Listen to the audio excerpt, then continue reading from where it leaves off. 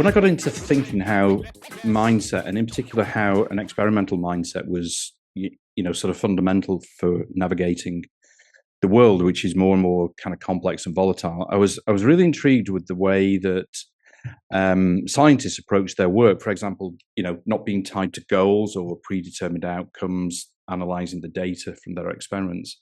And I was wondering how this could this really be a blueprint for our own life journey? Sort of living your life as a series of experiments. Using the findings from your experiments or experiences to take on to the next experience.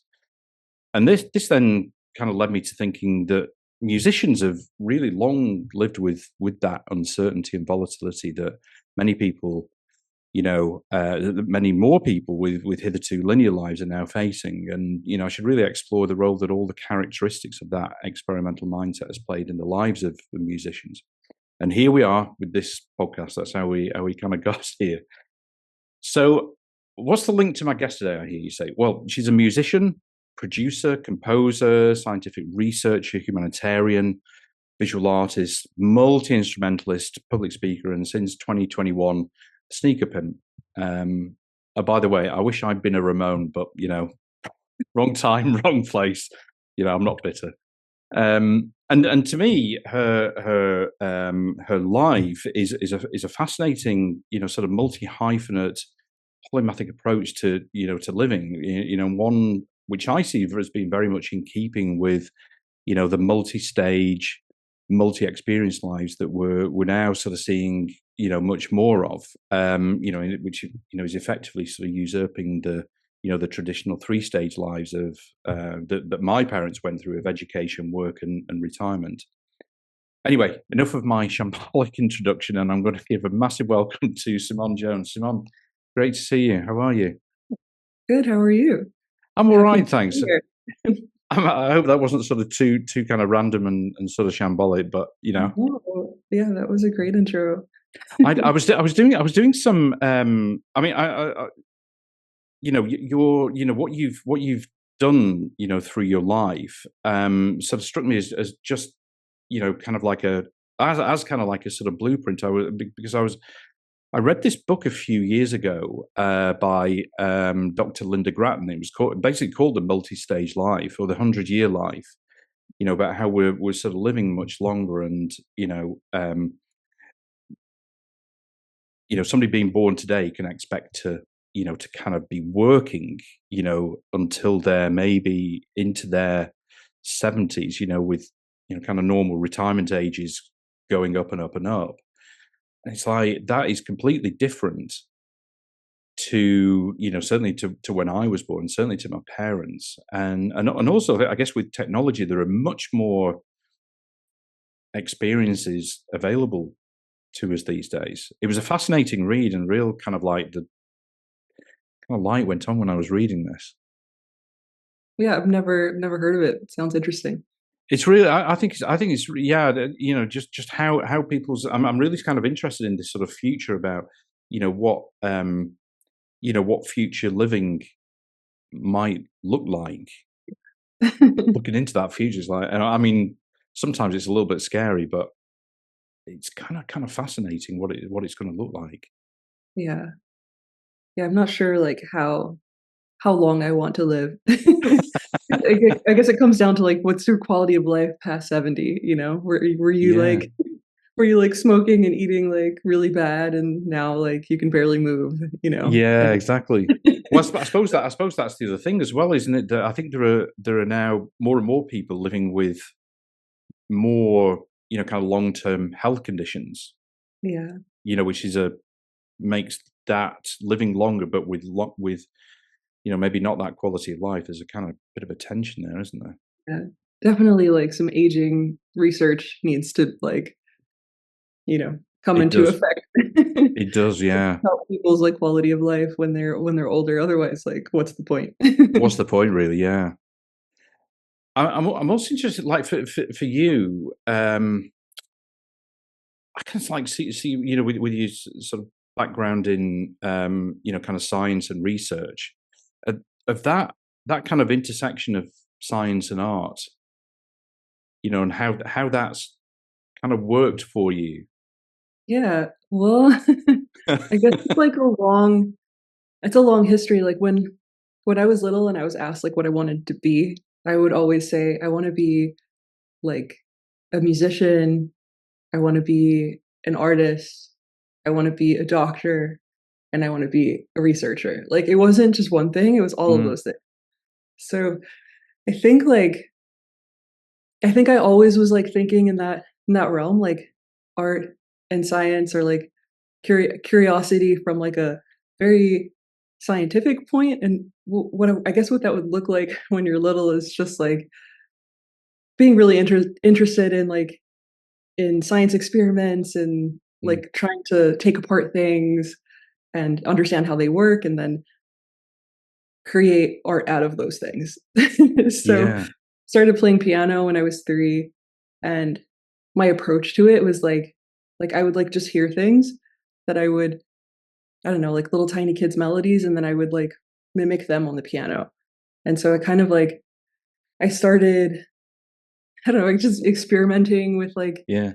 an instrument and then, um yeah, and then just got more and more serious about it, kind of, like, obsessed with it, and then start that was, like, my first instrument, and I don't know, there's a lot of integration with, like, just piano theory and, like, Mm, how how you, like, experience, like, notes with your body and, like, melodies. For me, it was, like, pattern recognition because, like, mm. first started playing, I was playing by ear. So I wasn't, like I learned to read music later, but I wasn't, like, you know, I wasn't classically trained as, like I didn't have a piano teacher or anything like that. Mm. I would, like, hear the patterns, and then I would try to find the patterns with my hands, like, on the layout of the keyboard, and then when you kinda, Wow. like, learn the patterns, then you learn the scales, and then you can kinda play anything that you hear.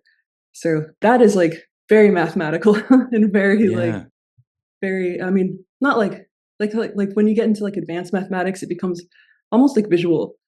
So, Mm. like, I remember in, like, hating math up into a certain point, and I was, like, okay at it, but, like, once you get past, like, the basic rules of math and you get into, like, Calc 2 and, like and higher, then it becomes, like, very almost, like, philosophical and, like, there's a lot of, like, imaging, connected to it, so it becomes art again. It's like the Oh, deeper you wow. go into science, it becomes like philosophy and art, and then once you learn that, like, all the rules of, like, physics and organic chemistry and, like, these, like, really heavy science, subjects, they become, like, really theoretical and, like, very creative in terms of, like, understanding what's possible and Mm. understanding, like, okay, the rules are, like, there, so you learn the theory, and then they can all be broken later on, um, Wow. or there's always, like, exceptions and stuff, and those exceptions are, like are very great opportunities to, like, I don't know, engage in your curiosity in a different way, and that kind of thinking is, like, really similar to, like, composing music, if that makes sense. Yeah. It's, I mean, the curiosity is, as a sort of personal characteristic trait is something that I think is, for many people, probably sort of like including myself, including myself, and others, that when you're born, that's what you have as a kid. You kind of naturally curious, and then you kind of get into the world system, kind of tends to it can kick it out of you. That Mhm. kind of like innate sort of curiosity. But I'm fascinated that I'm like overjoyed that it's like that's kind of stayed with you. Yeah, that's a really good point, actually, like, some of the best, like, researchers or, like, scientists that I've met Mm. that have been, like, kind of like mentors to me have been, like, basically big kids, you know? Like, they're super playful and they're they're yeah, they're just playful in the way that they approach their work, and I Yeah. think that's a good point, is, like, when those 2 things become inseparable like that, like, creative mind that loves to, like, have fun and explore with, like, a Mm. childlike curiosity, and then you combine that with something as, like, seemingly rigid as science, like, really magical things happen. It's weird, isn't it? I mean, do you think that it's almost like a kind of prerequisite to have that curiosity Um, to maybe. be kind of successful, or to really enjoy it, get the most out of it. Yeah, at least, like, innovate, Mm, like, I think if you're just, like, wanting to do what's been done before, no. But if you wanna, like, invent and you wanna, mm. like, build something new within the universe, I feel like it's definitely a qualifier. I think that's so interesting to have that, and I'm just trying to kind of get my head around how the more advanced that you get, it eventually sort of kind of morphs into art, into like a creator. But yeah, thinking about it, yeah, make that kind of makes sense. You have to be kind of creative in your mindset, in your mind. Yeah. It's an interesting one.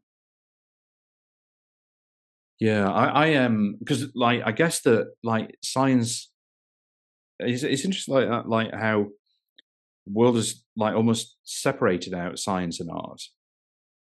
And I'm trying to recall like when I like, because it's a long time ago, like when I was going through school and kind of like university and what have you, and it was you have your sort of science degrees and your arts degrees, and it was like never the two shall meet. It was like Mhm. kind of quite sort of separate, and I wonder if that's like a sort of symptom of the, I don't know, trying to, I love of trying to put things into categories, into kind of boxes, because it makes it easier to for us to understand and sort of process almost. Because we do that with music as well, don't we? We like with music genres. Right, yeah. Yeah, that's it. That's also a good point. I mean, definitely, and I think it's, like, getting better in terms of, like, education, Mm, 'cause, like, art is being used to, like, teach, like, kids uh, in s in a way that I haven't really seen, but at least it wasn't the same for me. mm, Um, but especially when you go to, like, when you get into, like, higher education, it's definitely separated. Like, once you're, like yeah, once you go to university and you choose your major, I mean, I did, like, a double major and a double minor, so, like, 4 different concentrations combined into my degree, which wow. was, like, visual arts, biomedical research, art history, and biology, and they were all separate, but, like, in my mind, they weren't really that different. Um, I don't know, like, Wow, that's w incredible. w but ultimately, like, you think about, like, there's some really important people in history that have, like, been multidisciplinary, and I Mm, think, like, being multidisciplinary and that kind of thinking is really important for, like, inventing things. Like, mm, I think about, like, Nikola Tesla, think about, like, Leonardo da Vinci. There's, like, really great artists that were also integrating, mm, scientific thinking and being, like, artistic about their approach to science and scientific about their approach to art, that just made really incredible discoveries and, like, mm. uh, in in the world. Do you think that those are kind of things that you can learn? I don't I don't know. Yeah, I mean, I can only speak from, like, my own experience, and, Mm, um, for me, I felt like it was just, like, innate to, like, how I thought from a very young age. Like, my first memory was, like, I would, like I was, like, at my grandpa's house, and I, like, went out onto, like, the back deck, and I just, like, looked at the mountains, and I felt like it looked like a painting, like, I felt mm, like there was, like, almost like everything that we saw was, like, kinda like a veil over our eyes, so that there was, like, there's more information behind just, like, what we're seeing. yeah, And that's, like, it's artistic, but it's also, like, scientific, in the sense of, like, yeah, okay, there's different types of electromagnetic radiation, like, our little meat suits can only allow us to experience so much of, like, the scientific information about, like, where we are in space. But, like, mm, the fact that we have, eyeballs and, like, skin and, like, bones really limit our experience of, like, what we're feeling and what we're like, all of the information that is, mm, like, existing on Earth, of, like, different types of, like, uh, energies on the electromagnetic spectrum. We have like visual light, and then there are all Mm, these other like gamma rays and like infrared that like we can't really experience because mm, we're human. So that's just one example, but like yeah. there's probably an infinite amount of information, like scientific information that like we just can't that is there. But all we Mm, do is like we just like look at that mountain and we just like look at the visual information of what we see, and we mm. attribute our reality to that. And it's a very limited way of thinking. I can articulate this, but like like when I was a kid, I was just like I was like it was more of like just like feeling that and not really being able to explain it. It just thinking about what you're saying there about kind of like you kind of like looking out and you're seeing the mountain and you see the um see the mountain, see the trees, the sky, y- you know, and then thinking about how the brain works and kind of sort of stores information and how it then represents that back to you. It's like, okay, that's a kind of green tree. It makes me sort of think about how we kind of perceive reality, and sort of I started thinking a lot about what is reality. Probably not in a kind of good way because of some of the sort of shit that's happening around the world and stuff. But like how our brain kind of like recalls the last information that it's got, the information that it's stored, and then sort of plays that back to you, doesn't it? And then if you haven't seen that, then it kind of makes a sort of judgment. I don't know. I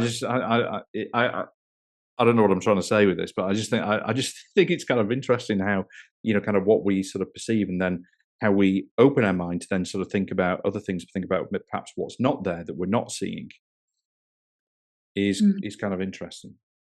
yeah. Um, yeah, that I think like I write a lot about this. Like that concept is like gets integrated into songs in like weird places a Mm, lot of the times for me. Like it's always yeah, like the subliminal message. And it also like led me to do weird projects that like a lot of um a lot of artists or scientists wouldn't necessarily do. Like I did this collaboration with some scientists at CERN mm, that like the Large Hadron Collider, and I basically took like the information of like particles colliding and turned it into like MIDI, and then used that to like compose a song that was commissioned by Popular Science. mm, And that was really fun to like collaborate with like scientists there. And I went there and I yeah, visited, um, saw like the facility and like yeah, things like that. Or like I did like an artist residency in Berlin at this place called like Platoon Kunsthalle, which is like kind of like an artist collective where they have like different media artists. Like mm, some people would do like projection mapping, some people would do like I don't know, create like domes that you would go in and it would read your heartbeat and like create art with that. Like very conceptual kind of like artist type thing, not like traditional, painting yeah. necessarily or like the fine arts. And I did like a 6 month residency there where I had like seven different, I don't know if I would call them paintings, but I guess they were paintings Mm, about like my favorite concepts in physics. So like the first law of thermodynamics, the second, and all of them. Each work had like they were integrated into each other. So like if one collapses, they all collapse. So like the idea of like entropy, for example. mm, So entropy is like going from a high energy state to a low energy state, and it kind of explains why the universe is like expanding and accelerating at the same time. So if that concept, like doesn't work, then all of the other concepts, all the other paintings collapse. So and I programmed these little computers using Arduino, like which are like these open source computer controllers that you can basically like program to do anything. Like people have built like little robots out of them or like mm, little tiny computers. You can connect them to a screen and like send information, and it's all open source. So whatever you want to do, you can basically like Google it and then figure figure it out, get the pieces. People like make like little alarm systems from their for their doors. So like mm, if you walk through it, a little RFID light, then the alarm will trip off. And that kind of gave me the idea to put those in each painting, and they controlled like a light system, which had to do with when people would like get close to it, uh, it would light up in different ways depending on the distance that they were from that sensor. Wow. And I put one in each painting, and that would light up the colors within the painting, and then I attached MIDI to them and used them. I used them Wow. like a couple of series of shows that I did in Germany where I connected them to certain instruments like a MIDI controller and my drummer, and so Mm, we would start playing them live on the and then they also had like a projection element to it. So like you could like the lights would like project through these little holes and it would kind of like create constellations in the room. Um, mm. and I use like mirrors to like help reflect them a little bit better. Uh, but yeah, so I just like have all these like weird random projects like kind of like have It's integrated brilliant. science and art and um yeah, the foundation of that I think circles back to like just the way a different way of like experience and thinking about the universe that I don't really know where it came from. But I mean, that's. I mean, I just think that's brilliant. How you just kind of start with something, then it just kind of morphs and expands, and you're bringing in the sort of the different senses as well. You got sort of visual and oral, and getting the reaction from humans watching and listening to it. I know that Gemma Thompson, who's the guitarist in Savage, Gemma. She's been doing a lot with. I think she started in when COVID started, and when when you're allowed to you're allowed to go for like out for like an hour's exercise and stuff like that. And she started like making these taking notes as she was walking of sounds, and then sort of translating the sounds into music, stuff like that. I think she's been doing like a printography core masters, and using those and sort of creating these sort of big installations. I think that's just like kind of fascinating, where you really kind of, I guess, sort of pushing boundaries of a wider art discipline. It's not just music. It's not just kind of drawings or sketchings. It's bringing them together. yeah, I mean that reminds me of like the artist Jean-Michel Jarre, which who Mm, did that Zuluk project. mm, I got asked to like do a documentary in collaboration with him in the Amazon, and yeah, part of that was like I would go there and like collect sounds and then create like a sound library for producers to use yeah, um, via Native Instruments, this like recording software program for producers. And when I was there, like uh, I got to meet this like indigenous tribe that was, not really welcome to outsiders, right. but like they made an exception, and like it was a super interesting experience because I they bet. experienced music in like a way that I've never been exposed to because we like traveled into the jungle and then like had like a ceremony, like an induction ceremony where they like kind of like welcome you and then you sit around a fire and like all of these like elders they talk about like their relationship to music and like how what it means to their tribe and for them it was like a way of um, connecting to God so that you transcend from Mm, like this plane of existence to the next one. If you're like pure enough at heart, then you will be like elevated through music and transcend earth in like a spiritual enlightening way so that in the next place that you go is one that is like more enlightened. I thought that was that's really interesting. Yeah, that must have been an incredible experience. Again, Yeah. sort of showing that like the real, kind of like that power of music, about how it's used, how it's viewed by, so many different people. I mean, that's just incredible. That must have been such And an experience. we shot a little documentary called Sound Hunters, and there were like Mm, four different artists that went to like different places in the world, and I went to the Amazon. Somebody else went to like a different mm, place in the world. But it was like it was also like trippy being in the Amazon because like yeah, there's crazy insects, and at times I was like afraid. I was going to say, was it sort of was it a bit outside of your comfort zone? Yeah, I mean, I'd like been to Africa. You know, like I Yeah, did this when I was in university. I did this like I created this volunteer research project because I was working in like an HIV lab doing like biochemical engineering stuff and yeah, like trying basically like all of that work was kind of focused towards like finding a cure for HIV yeah, and very like just lab work. So I was like, okay, I want to go to Africa and and like experience like how HIV is like actually affecting communities. And so mm, I created like a research project there, and I like stayed in the bush and like and just integrated like an educational mm, like awareness program there. Um, and so I got used to bush life. But the Amazon is a different, a whole yeah. different. Whole different It's ball like game. there's like plants there that you've never seen before. I ate like indigenous food, which was like I didn't even know what I was eating. Some of it was like purple corn, and like that was like the size of strawberries. Like, Wow. All just like right.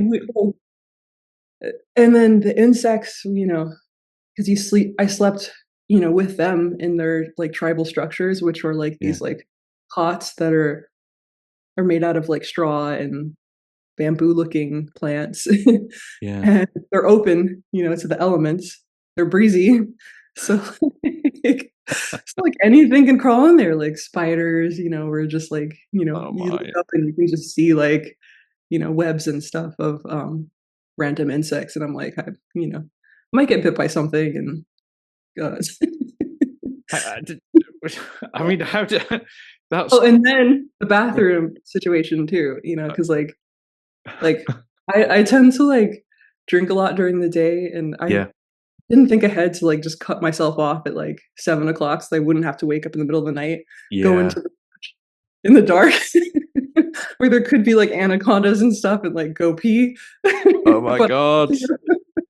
and I went and I survived. I was terrified. I was going to say that must have been Yeah. terrifying. Yeah, and I'm not gonna like wake somebody up and like be like, "Come with me," because like I'm afraid. But also, like I wanted my privacy too, so it's just yeah. Wow. I I lived guess though. that, yeah, I mean, oh my God. I mean, that must have been, I guess, yeah. There's a real kind of like comparison there to what you're used to in, the life that we have, that you have, and then a completely, kind of like natural indigenous Yeah. lifestyle there. I mean, even in Africa, like when I was there, I was in Ghana, Mm, and I didn't like look in a mirror for like a month. I mean, it's just such a simple thing, yeah. like, but like you just don't see yourself for that entire time, and then you actually really see yourself because like I didn't have like a phone to just like I had like a way of like contacting people, like, but if I Yeah. wanted to like get to the internet, I'd have to like go to like an internet cafe via like it was a long journey, it'd take like an Yeah. hour. But that was just like I don't know, I feel like being disconnected from what you identify with, like your apartment is like a constant reminder of like your identity.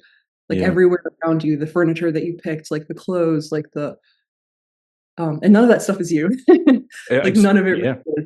And people are afraid. It almost feels like society's built itself in a way that like we're afraid to like actually see ourselves, stripped away of all the things that make It's very true. us feel like it's our identity. But then when you go into these environments like where you are where you're like just ripped out of that and you're not Yeah. looking at your phone, you're not looking at yourself in a mirror and you're like in the elements as like a human and you're like eating food that came out of the ground and like there's just Mm. something really um it feels like that, like, that's the way we're supposed to live. It Yeah, does. I Yeah. feel like I didn't at first, I was, like, really, like, kind of intimidated and scared, and then by, like, the 3rd day, I was just, like, you taking off your shoes and wanting to, like, Yeah. put your feet in, like, real dirt and just, like, uh, yeah, just be connected to the earth To and the earth. nature.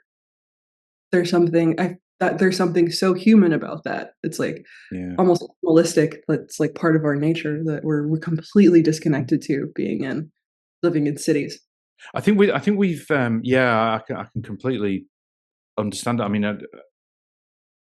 the closest comparison that I can have to, I mean, it's nothing like what you've experienced, but like earlier this year, we went to India and stayed.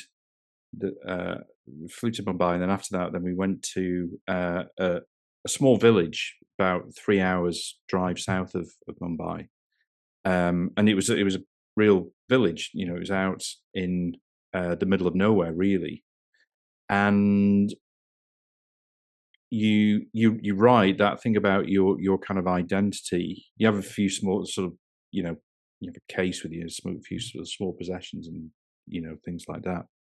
But there's no transport, you know, and so that feeling of isolation sort of comes. You have that, and then it goes. You know, as you kind of like acclimatize, you get used to that. But I totally agree with you about it forces you to face yourself more.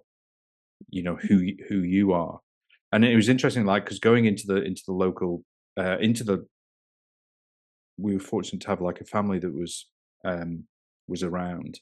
They took us into the local village,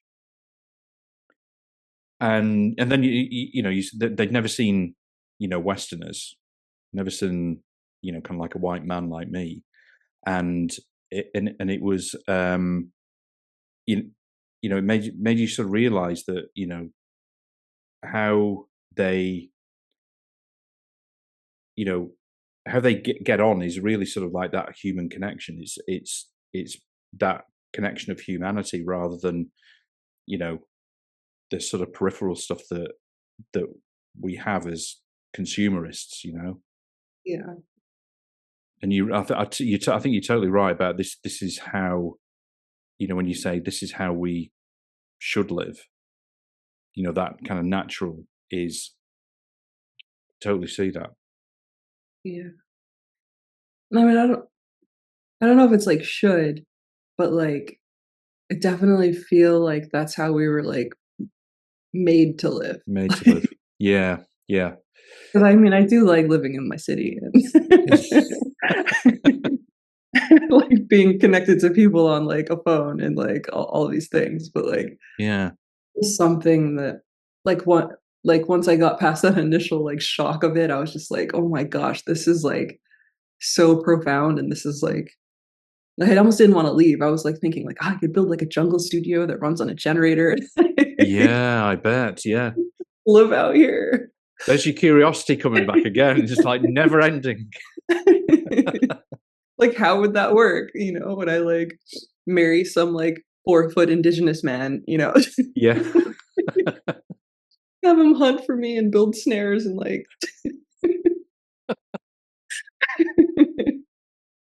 So for the moment, you've sort of parked that thought, and it's you, you know, that kind of like generator for producing music.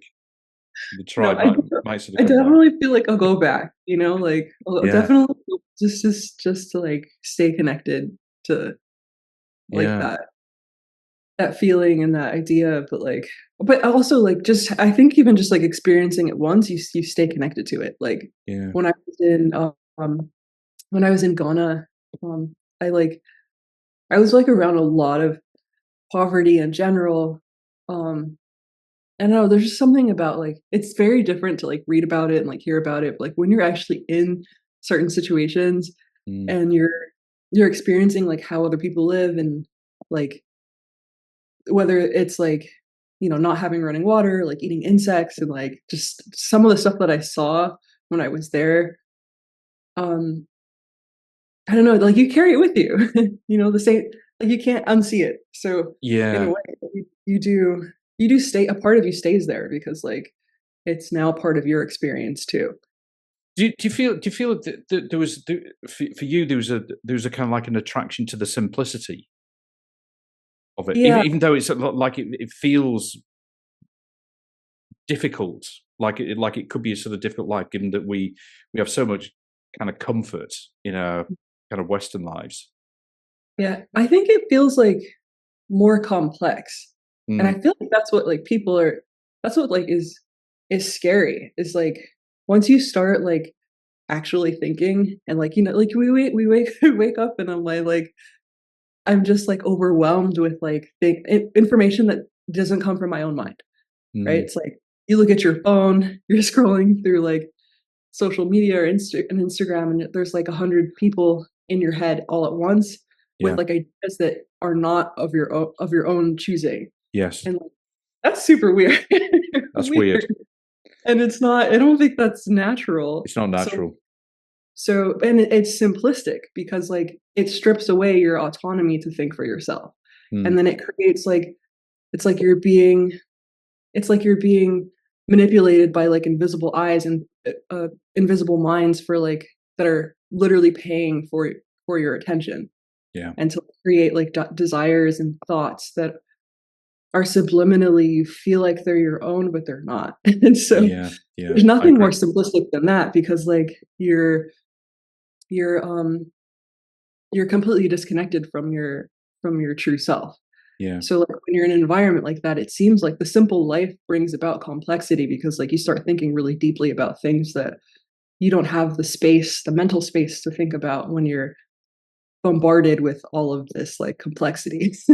And it, It's super weird to say, but and is that is when you so when you go from like um you know how we live now, how we live to there, because you're used to that flow of information that isn't yours and your thoughts aren't always your own, into yeah, that environment,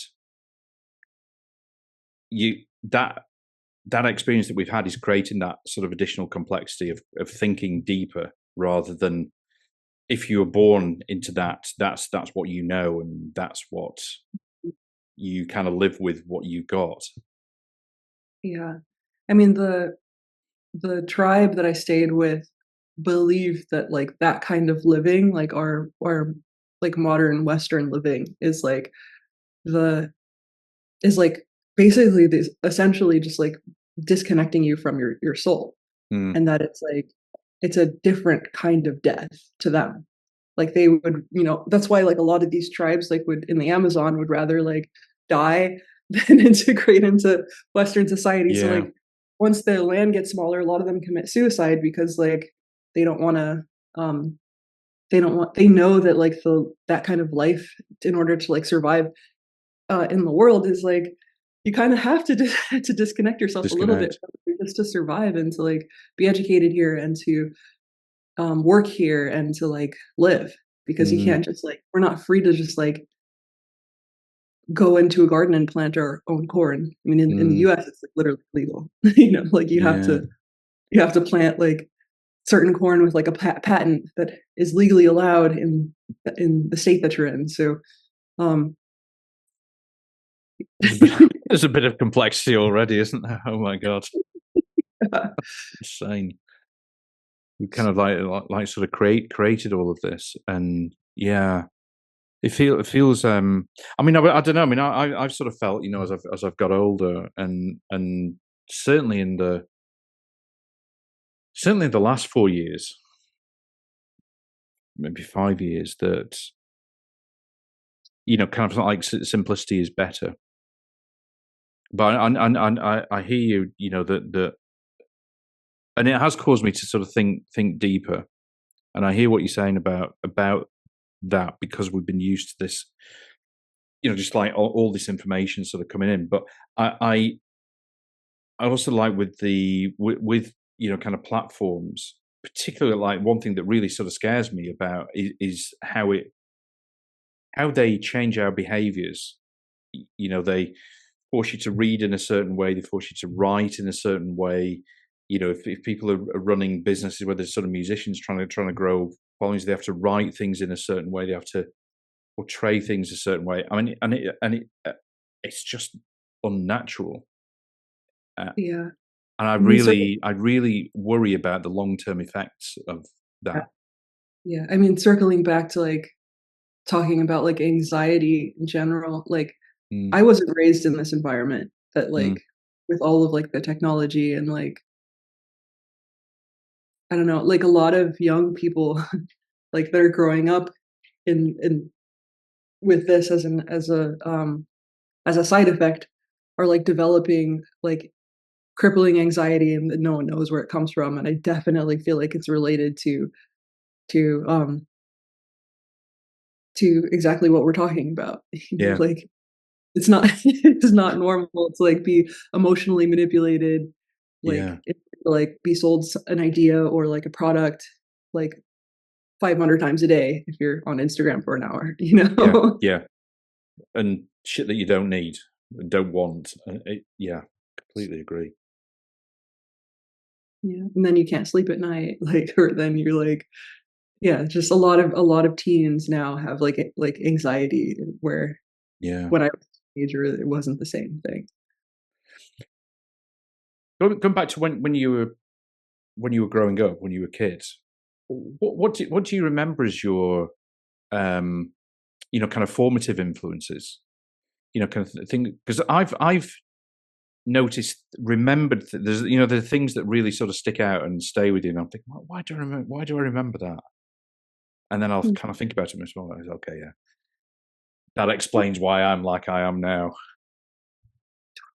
I don't know, I mean, there's a lot, there's a lot there.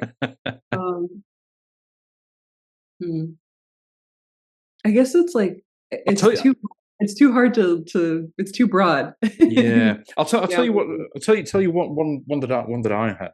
Um, so I think I was probably about 7 or 8, something like that. And the like the street that we lived on. I was born in the north of England, and there are a few sort of kids around the same age, a few years older, a few younger, and stuff. The usual sort of thing. And there was just we used to play football on a field behind the school field behind us.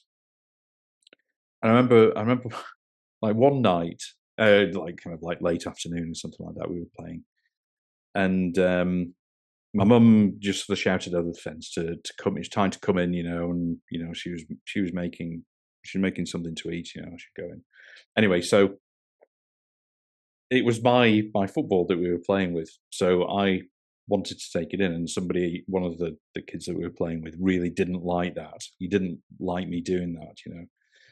Anyway, I did it, and then the next thing that I know, like, um, his mum had come to see my dad to basically tell my dad that I'd told her son to fuck off, and I hadn't. I hadn't done that, and my dad believed her over me. Oh, no.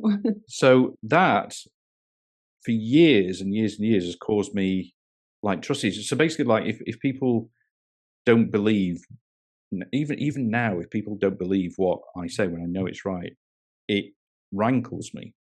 Mm, Those are no, that's like a kind of negative thing, but it's like yeah, that's why I think that those sort of things form kind of like who you are. When you're at that sort of age, when you are not fully formed, and you're still taking in those sort of influences and being shaped by them, I guess. yeah, okay. I think I see what you're asking. So, I would say, like I would say I grew up definitely, like, without privilege. Mm, So, in the sense of, like, we barely had, like, the necessities in order to survive as, like, a mm, child. And I feel like that created a that I think that bred, like, a humanitarianism in me mm, because, like, I like, whenever I would have, like, a moment of generosity from someone, whether it was, like, I don't know, in the form of, like, meals or housing, when I was a child, that hit me really hard. mm, So, I always, like, viewed that with, like, an importance and, like, a respect that, like, when I got older, I was like I had, like, this desire to, like, give back to humanity or, like, be like a servant to humanity because I felt like it was, like, super important. So, mm, that definitely kinda, like, led me to, like, be interested in science and medicine, and like even like through some of the musical stuff that I've done. Like, I mean, music is one of the most healing things in the world. Yeah. When you're on your deathbed and the drugs don't work anymore, I'm just gonna be like listening to like Yes. music, or like with my guitar until I go, you know. So Yeah. um, You're very right. Yeah. yeah, so I guess like it would be growing up in like poverty, and then Mm, having it finding like beauty, just like beauty and like appreciation and gratitude for like having help, and then mm, wanting to do that for someone else is like so fulfilling and so so like beyond anything that I can want in life, is like giving in life, because it's also a selfish desire because it like makes me feel really good. yeah. But No, I can see that. Again, I mean, when before we started recording, I was talking about my dad when so he when he was growing up, his his mum and dad, my grandparents had nothing. They had no money, um, and his kind of response to that was to sort of educate himself, and then he sort of instilled this sort of financial stability kind of ethos with me. He said, you need to have financial stability once you got it, because he came from that sort of scarcity and found relative sort of stability, but also it I think he in terms of his values, so we when he was alive, we talked so much about kind of politics, and he really sort of shaped me with those sort of values, almost like you know like kind of socialist sort of values of helping other people, and all people are equal, and we need to kind of act together as sort of community, and things like that. He sort of instilled that with me as well, and I think that's because he grew up in that environment where people did help each other, and people who didn't have very much would sort of rally round when somebody was in trouble and things like that. So I kind of hear that. and then in I guess like in my music, like a message that just keeps coming back in terms of like why do I do it is like is I feel like the way out of that environment, like the way out of poverty, whether it be like financial or like poverty of thought or spiritual poverty, is an understanding of your potential as a human being. Mm, So like if my music could like inspire one person to like think that their potential is limitless, and that they have the capacity to like to create and invent and transform their life into anything that they can think of, mm, um, then that's like, yeah, that would just make me really happy, because like I feel like that's the root of it all, is like yeah. poverty is like a state of mind more than it is like a state of circumstance. And Mm, so you when you just get like excited about like the limitless possibilities of your human existence, then you can transform um any situation. mm. How did as obviously you learned the piano yourself. You kind of like very all that sort of curiosity as you were kind of getting into sort of music, and kind of writing music, or kind of playing other instruments, composing and things like that. How did you how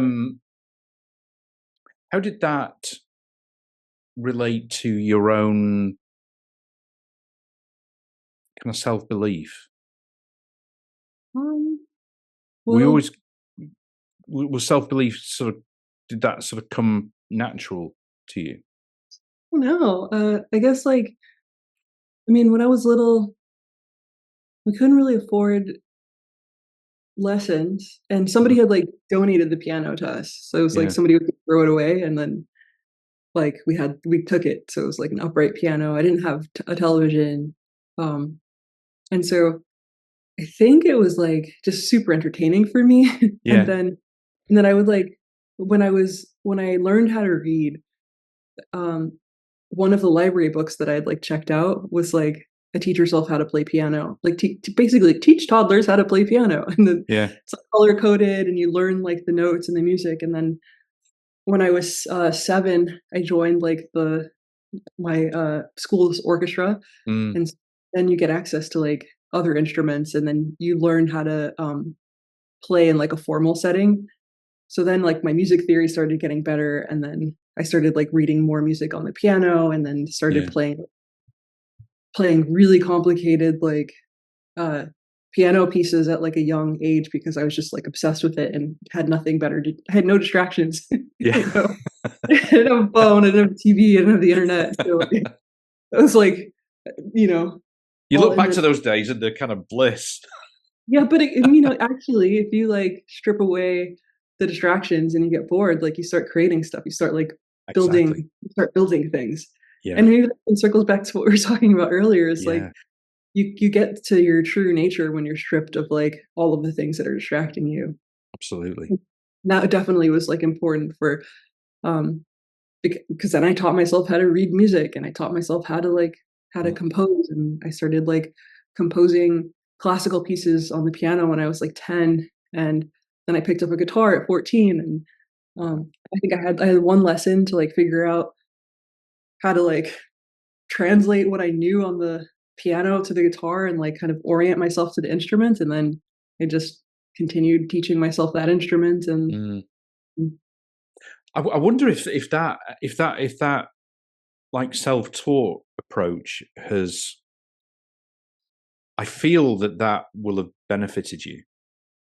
uh I think it's like there's advantages and disadvantages, you know? Mm. Like if you just play anything, I can play anything that I hear, Yeah. uh, which a lot of, like, formally trained musicians, like, can't do. They need, like, to know what key it's in, and they need to, like, have a little bit Yeah. more structure. But if I Yeah. just, like, hear anything, I can just, like, play it on the piano, and, um, so that's an advantage. But the disadvantage is that, like, I feel like I would be definitely a better musician if I, like, had formal training that, like, Mm. cultivated kind of my natural interest, Mm. um, or maybe not better, but just different. I'd have a different set of Yeah. I'd have maybe I would be, like, a little bit more heavy in the theory, and it might be, Mm. like, a little bit more rigid, but there's really great like, the actual musicianship would be more refined. Now it's, like, wild and, like, like, you I know, wonder. it's Yeah. I wonder because I mean, and I studied, so I did all my practical exams mm, in the cello, and I was good.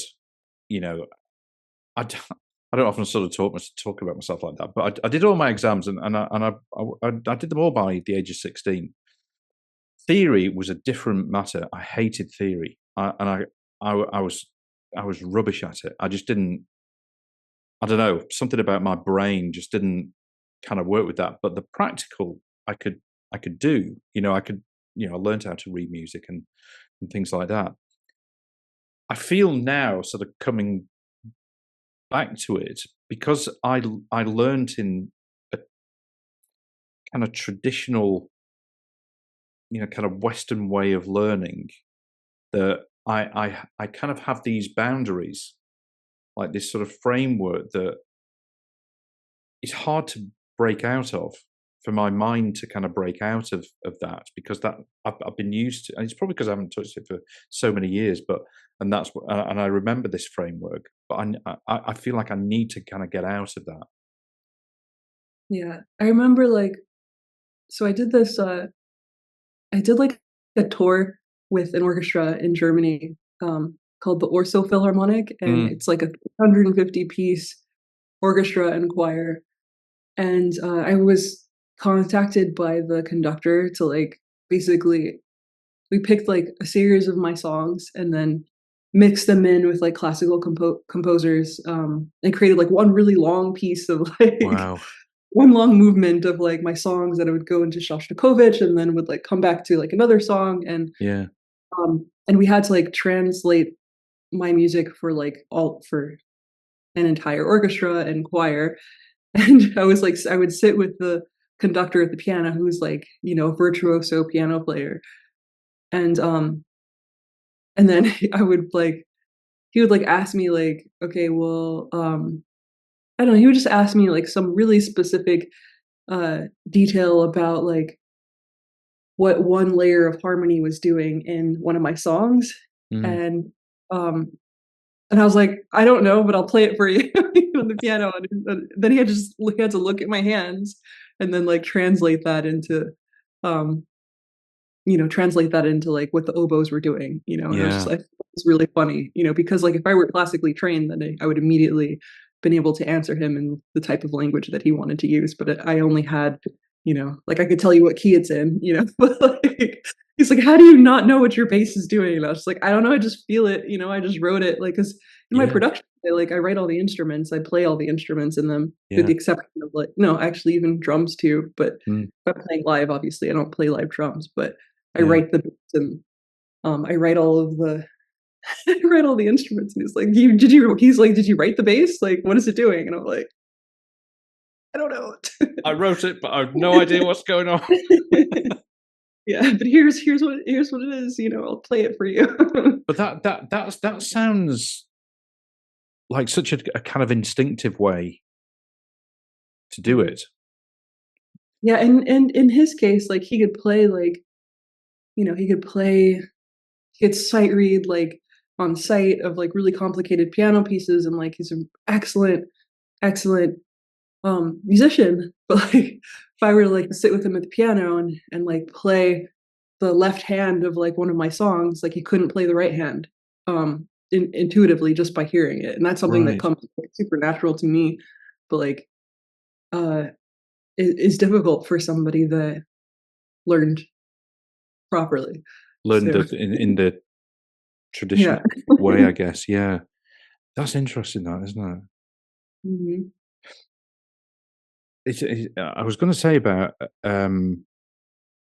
instinct, about how much you, I guess, kind of trust your instinct. Kind of sort of generally in life, but also how you use it and how that kind of squares away with I guess, the kind Mhm. of scientist in you. Yeah. Um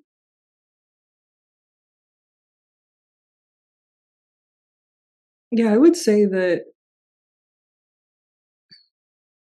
yeah, I guess my approach to science is also very similar. Instinctive. Yeah, Yeah, yeah. which is like it only becomes useful, when you're not learning science anymore and you're like working. Like when I worked in a lab for the Howard Hughes Medical Institute when I was like in university and a little bit afterwards doing this like HIV research, which basically, to put it simply, um all of it is like you're basically trying to understand how HIV is shaped on a molecular level so that you could design drugs that would block the shape from like attaching to different receptors on cells, Mm, or there's like a multitude of different ways that you could try and stop it from replicating, like entering the cell, like putting its genetic information into the cell, like yeah.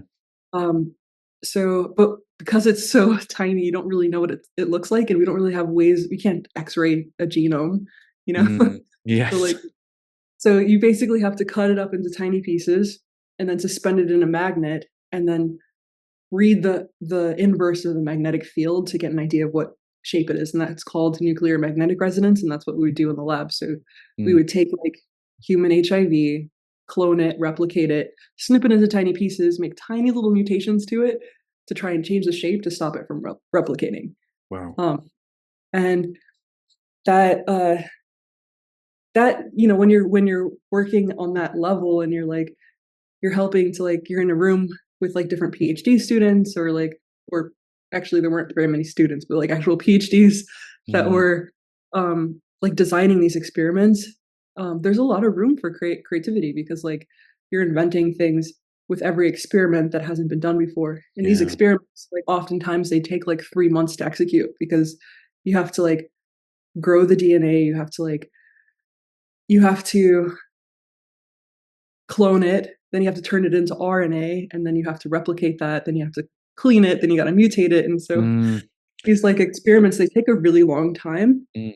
um, to figure out like if they're working, and then you have to like study what it looks like in that magnet that I was talking about, and then you have to sequence that gene, Yeah. and then by the time you're done with that experiment, someone in Japan could have done the same thing and already published published the research that Oh you were God, yeah. because that definitely happened. um, That must be the but most mind-blowing thing if that happens, but yeah, okay.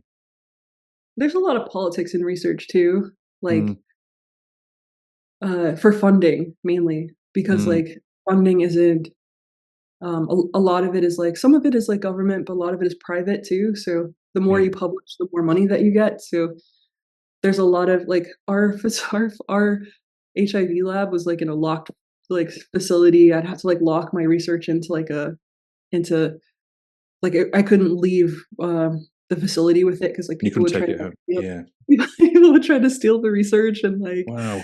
but like if everybody just shared, like it was just like open source research, I think that like there'd be a cure by now. Maybe that's like saying a lot, but I agree. um No, it would I be faster, way faster, because like maybe the yeah. people in, Japan that, published before us would be like, we're already working on this concept for like 5 years and they knew things to like do and not do that Mm. sped it up. But I mean, surely from a just from a sort of humanitarian point of view, if you're talking about kind of research that's going to help humankind, I mean that has to make sense, doesn't it? well, I remember like I asked like the head of my lab, who's like this like rock star in the HIV world, and I Mm. was like, I asked him a dark question, and I was just like, would like pharmaceutical companies make more money if like they kept people like slightly sick with HIV, but like didn't have come up with a cure, or like actually come up with a cure? Like which one would make them more money? And he was like, sick. I was like, Sick. I'm Yeah. going to Africa. That was like the impetus. Yeah, totally. What am I even doing here? Yeah, absolutely, And it's absolutely. like education is cheap, like if I just like people in Africa don't even have sex education. They like Yeah. when I was there, people thought that like you could cure your HIV by like having sex with a virgin. Like if you had it, you could like Wow. cure it by like having sex with a virgin. So Yeah.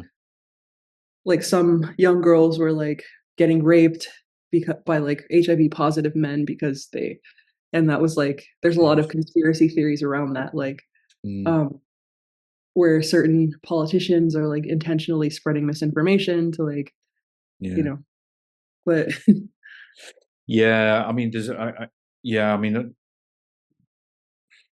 the different programs that have kind of existed. I think with some of the more secretive, kind of organization. There's a Pointel Pro, all that sort of stuff. But yeah, where there's a I kind of think where there's this kind of capitalist sort of interest, with financial interest. Once you have that, then there's so many conflicts that arise, especially in the field of in medicine, especially. yeah, yeah, It just sort of that's it. feels very very wrong to me. Yeah. And I know like doctors have their hands tied a lot in terms of like Mm, care based on insurance companies and yeah, hospitals, which I think is really backwards. yeah, yeah, Like, why are people that didn't go to medical school making decisions about like health or and treatment for like humans yeah. based on money? That's wild. Well, it's interesting. The Berlin band that we were talking about before we started recording. I mean, like Patrick was saying, he said, "Look, how much money is with insurance companies?" I don't know.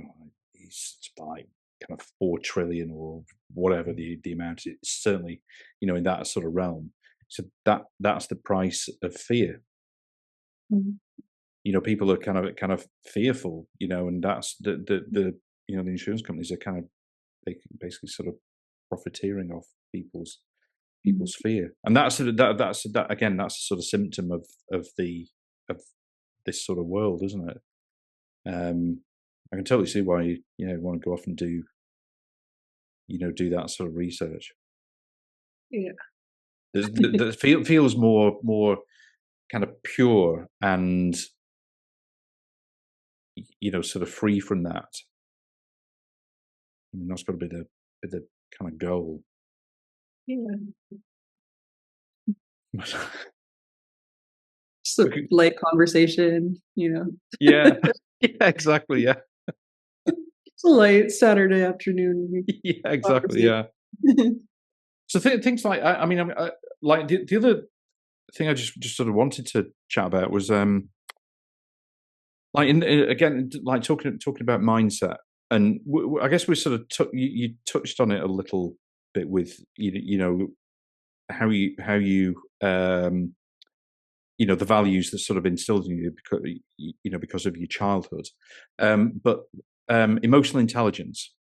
So I really feel that like emotional intelligence is just like one of the especially in such a kind of divided world that we have now, and it strikes me, and just all the sort of complexity around it as like one of the kind of almost like sort of superpowers that we need. Yet it's not taught to kids. So things like self awareness, empathy. Yeah. I mean, emotional intelligence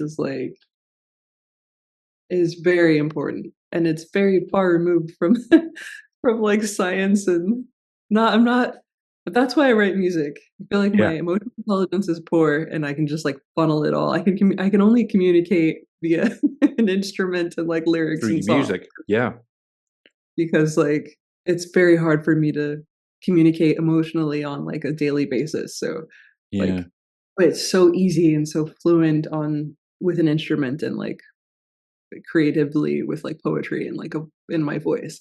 So Mm, like, if I'm like if I'm dating someone and like I may not communicate like my feelings and like what um I don't know, like problem solving within that relationship can be difficult if you don't have like the mm, greatest emotional intelligence. But yeah, like for me, like I'll write a song and like you'll get yeah. it. That's some music is your kind of like channel, I guess, for Yeah, definitely. conveying, how you're sort of feeling about Yeah, things. it's cathartic, and it's Yeah, like my therapist and like my lover, my my hopes, my dreams, my sadness, like it's yeah. every Well, so it sort of links back into something that we were talking about earlier about the I guess the sort of the power of music, but you, those times when you kind of listening to a band or an artist or something like that, and there's I don't know like the way that somebody will play the guitar or the way that somebody will be singing it, and it just kind of creates that physical reaction. Mhm. Whether it's you just want to sort of punch the sky or you just or whatever. It's almost like involuntary. You can't help it. It just your body just does that. I'm always sort of fascinated in why that happens. And how music can do that to you because that is like the ultimate sort of power where it's something oral that's sort of coming into you and it it hits your physicality almost. Yeah. I mean, that going back to that Amazon tribe, like that's exactly what they would use it for. It Mm, was they built these like special structures that were only designed to like have gatherings and like get into like a trance like state using music because of yeah, and play the physicality of it, because it does something to your it does something to the cells of your body that like put you in a different state. yeah. Is that what it is? It's something. It does something to your I cells. I think so, yeah. I Yeah, mean, when you look at like what sound waves do to like water, like yeah. have you ever seen those where they put like a subwoofer and then a plate of water and then like change the frequency slightly and the water Oh, like it's all those like crazy shapes? yeah, Um, I mean, it definitely has like it's a waveform that has an effect on matter, you know? Wow. Why not? That's kind of something to aim for.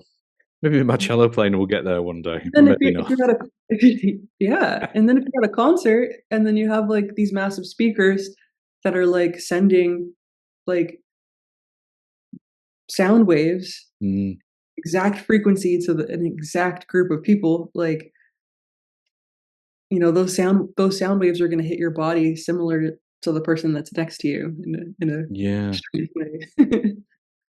I went to see a band in London a year or so ago called Divide and Dissolve. They play extremely loud. Takei is an amazing like musician. Played like is like ear splittingly loud, thunderous, kind of drums and her guitar, and then she plays the tenor sax as well. Okay. And it's an incredible. So that they talk a lot about. She writes a lot of music about ancestral land and sort of indigenous communities, and the contrast between this kind of beautiful sort of tenor sax sort of cutting through everything, and then this huge massive noise is like it's really something else, something else. Very cool. But Yeah. anyway, I guess I could carry on talking for a long time, but I guess I better not to. Do you So have any other, like, burning questions that you forgot? I don't think so. I don't think so. I think we've covered quite a lot. I think it's been fascinating, honestly. Thanks so much for Yeah, taking thanks the for having time. It's been me. really great. Yeah, Really it's been great. great to meet you and hear your story, which I guess you don't hear on this podcast because we were talking before, but Yes. you've also got a really interesting life story. So somebody needs to interview you for your for your own podcast.